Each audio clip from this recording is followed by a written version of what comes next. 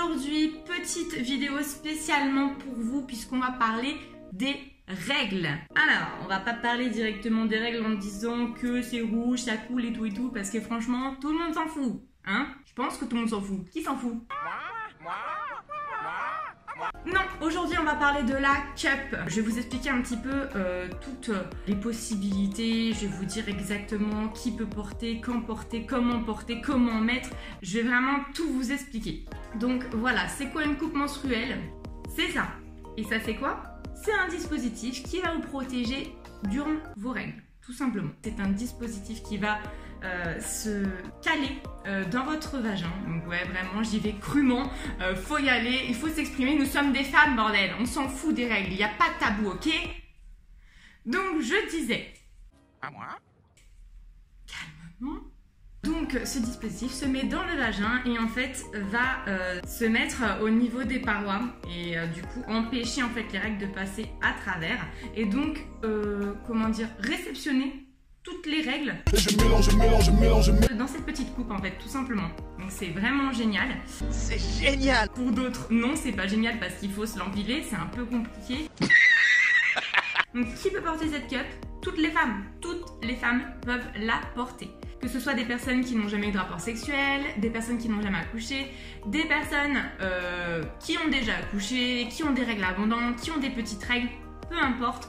Tout le monde peut la porter. La seule chose qui va différencier tous ces caractéristiques différents, ça va être la taille de la cup. Donc je vais vous présenter justement ces deux tailles. Donc vous avez la petite cup qui est la taille 1 et vous allez avoir la taille 2 qui est plus grande au niveau du diamètre et au niveau de la hauteur, de l'épaisseur, etc. Donc on va parler tout d'abord de la taille 1. La taille 1, en fait, ça sera principalement pour les personnes qui n'ont jamais eu d'enfant, qui n'ont jamais eu de rapport sexuel et qui ont un petit flux. La taille 2, en revanche, va être prévue en fait pour les filles qui ont des règles abondantes, qui ont déjà eu un enfant. Alors après, c'est en fonction de chaque personne, on est tous différents. Donc après, vraiment, c'est du cas par cas. Donc je vais vous présenter un petit peu la cup pour que vous ayez une idée de comment elle fonctionne. Ici, c'est la petite collerette qui va s'imprégner au niveau des parois de votre vagin et qui va permettre en fait d'adhérer et de ne pas bouger. Accroche-toi, petit. Ici, vous pouvez constater que vous avez quelques trous, 3 trous ici et 3 trous ici. Parce qu'en fait, quand vous allez l'insérer, il va y avoir un effet ventouse et pour pouvoir l'enlever, il va falloir faire passer de l'air. Et donc du coup, vous allez juste avoir besoin de la pincer ou de tirer un peu fort, ce qui va faire une certaine pression et qui va faire passer l'air.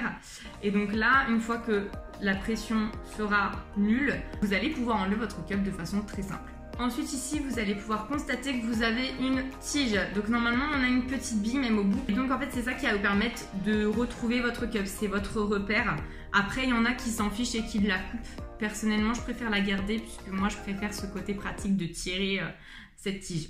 Je porte la B-Cup qui est en fait une coupe menstruelle que j'ai trouvée en grande surface. Alors après, vous pouvez en trouver dans les parapharmacies, dans les magasins en vrac bio et qui s'occupent un petit peu de tout ce qui est environnemental, tout ça. Vous pouvez aussi trouver là-bas. Donc moi voilà, j'ai opté pour celle-là parce que tout simplement je faisais mes courses et je me suis dit pourquoi pas. Et du coup voilà, j'ai eu quelques renseignements par ma cousine qui portait déjà cette cup en fait. Donc du coup ça m'a quand même encouragée à en prendre une. Pour ma petite histoire, voilà, j'ai 2 cups comme vous avez pu le remarquer parce que tout simplement pour commencer, j'ai commencé avec celle-ci. Sauf qu'en fait elle était trop petite. J'ai dû prendre la taille au-dessus. Bon après c'est pas très grave en soi, ça m'a permis de vous la présenter directement en vidéo, donc c'est un mal pour un bien, je dirais.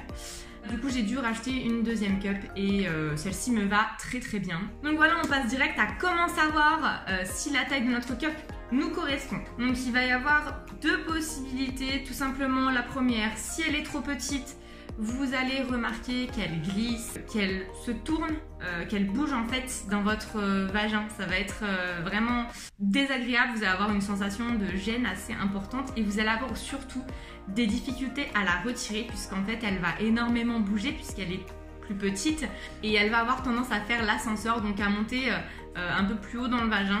Donc sachez que c'est sans risque hein, dans tous les cas, mais vous allez avoir des difficultés à l'enlever, ça c'est certain. Et l'autre possibilité, c'est qu'elle est trop grande. Et là, pour le remarquer, c'est que ça va être assez douloureux, ça va vous gêner. Et puis en plus de ça, elle va pas se plier comme il faut. Elle sera jamais collée aux parents en fait, celle-ci. Si vraiment elle est trop grande, elle aura tendance à se plier. Donc voilà, c'est les deux méthodes pour détecter si elle est trop grande ou trop petite. Et sachez que dans les deux cas, vous allez avoir des fuites de règles qui vont passer, qui ne vont pas s'introduire directement dans la cup. Donc c'est là aussi que vous allez pouvoir remarquer qu'elle n'est pas adaptée. Attention, ça ne veut pas dire qu'elle n'est pas forcément adaptée. Des fois c'est parce que vous, vu que vous débutez, vous l'avez mal mis. C'est normal. Il faut vraiment pouvoir faire la nuance entre les deux. Mais au bout d'un moment, si vous arrivez à la mettre correctement et que vous remarquez qu'elle fuit toujours, c'est que là vraiment il y a un souci et qu'il vous faut l'autre taille en fait, tout simplement. Comment la mettre? Les débuts, ça va pas être de la tarte, hein, je vais pas vous mentir, j'ai moi-même galéré au début. Donc c'est pour ça qu'avant de passer le cap complet de la mettre quand on a ses règles, il faut s'entraîner. Donc moi ce que j'ai fait au départ, c'est que je l'ai portée vraiment dans les moments où j'avais pas mes règles, pour m'entraîner à la mettre. Donc ça c'est assez important. Puisqu'au début vous n'allez pas forcément l'enfiler de façon correcte, parfois vous allez laisser un petit espace, etc. Donc c'est toujours bien de faire quelques essais. Ensuite, si vous voulez quand même essayer quand vous avez vos règles, si vous savez que vous sortez pas de la journée, c'est le moment d'essayer. Si vous l'avez mal mise, dans tous les cas ça va fuir, donc c'est qu'elle sera mal mise. Donc il y a 3 possibilités de mettre votre cup. Donc on va avoir la première possibilité qui est de la plier en U, de cette manière. Personnellement, c'est celle que j'utilise parce que au final, quand on va, hop, dès qu'on la met, elle se déploie très facilement. Donc en U, c'est tout simplement comme ça. Voilà, donc ça c'est le U et vous allez pouvoir l'introduire de cette façon. Hop, simple. L'autre possibilité, c'est de la mettre en S. Hop, hop, hop. Voilà, et ça fait concrètement un S. Il n'y a pas de... Ça fait un S. La dernière méthode que vous pouvez utiliser, c'est la méthode en point. Je l'appelle comme ça, elle s'appelle pas du tout comme ça, je ne sais pas du tout comment elle s'appelle. Mais voilà, c'est celle que j'utilisais au départ. Maintenant, j'utilise celle en U que je vous ai montré au tout départ. Donc pour la méthode en point, en fait, vous allez tout simplement prendre un pli et le rentrer vers l'intérieur. Vous allez pouvoir constater qu'ici, en fait, c'est assez fermé. Donc du coup, après, moi, je pince comme ceci et je fais passer. Et en fait, ça grossit de plus en plus. Et du coup, une fois que c'est dedans, hop, ça s'ouvre complètement, ça se déploie et ça se colle aux parois. Donc voilà pour les 3 méthodes. Ce qu'il faut savoir au niveau de la cup, c'est qu'elle est quand même assez pratique puisque vous allez pouvoir la porter n'importe où et n'importe comment. Alors quand je dis n'importe comment, c'est-à-dire que vous allez pouvoir la porter que ce soit avec n'importe quel sous-vêtement. String, tanga, culotte, boxer, enfin tout ce que vous voulez, vous pouvez la porter de façon très simple puisque vous n'allez même pas la sentir. Et donc quand je dis n'importe où, c'est que vous allez pouvoir la porter pour faire du sport, vous allez pouvoir la porter pour aller à la piscine. En fait, vous pouvez tout le temps la porter, c'est simple. L'important en fait, c'est de bien respecter les précautions d'emploi. Donc tout simplement de la stériliser une fois par jour. Donc vous avez 2 possibilités de stérilisation, donc soit avec un stérilisateur que vous avez eu avec votre cup ou tout simplement que vous avez acheté à part en parapharmacie ou en grande surface, ça dépend de la grande surface. Et vous allez pouvoir la passer 3 minutes au micro-ondes et là en fait elle sera stérilisée. Sinon vous avez l'autre possibilité, c'est de la mettre dans une casserole d'eau bouillante et de la laisser 10 minutes et de la retirer et de l'insérer. Donc à bien faire attention à chaque fois parce que c'est assez chaud, donc évitez de vous brûler, c'est très embêtant. Attendez 5 minutes qu'elle refroidisse pour la mettre. Et ensuite, autre précaution d'emploi importante, c'est tout simplement qu'il faut la retirer toutes les 8 heures. En fait, vous pouvez la porter jusqu'à 8 heures, mais en fonction de votre flux, il faudra l'enlever plus ou moins souvent. Donc les femmes en fait qui ont un flux plus important, elles vont avoir besoin d'enlever plus souvent sa cup que d'autres personnes, donc toutes les 4 heures ou toutes les 5 heures. L'important c'est de ne pas dépasser les 8 heures. Voilà, tout simplement parce qu'en fait ça va faire proliférer des bactéries et que vous pouvez avoir quelques infections. Donc sachez que si vous respectez tout ça, il n'y a pas de raison. Et sachez que ça peut valoir pour toute protection, que ce soit un tampon ou une serviette, vous pouvez autant choper des bactéries à ce niveau-là, des mycoses principalement d'ailleurs. Donc voilà, cette vidéo est terminée. Je pense vous avoir dit un maximum d'informations. Si jamais il vous manque des informations, n'hésitez pas à me laisser un commentaire et je vous répondrai. Vous pouvez me parler en privé si vous avez mon Facebook.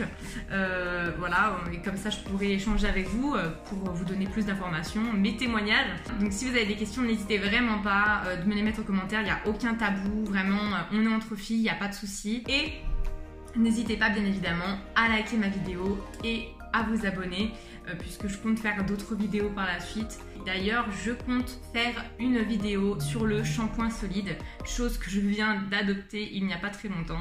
Je commence à me laver les cheveux avec maintenant des produits beaucoup plus naturels qui ne contiennent pas de substances chimiques. Et donc j'ai hâte de vous faire partager ce moment qui va aussi changer la santé de vos cheveux. Donc voilà, je vous fais des gros bisous et je vous dis à très bientôt dans une nouvelle vidéo. Je vous fais des millions de bisous. Bye bye!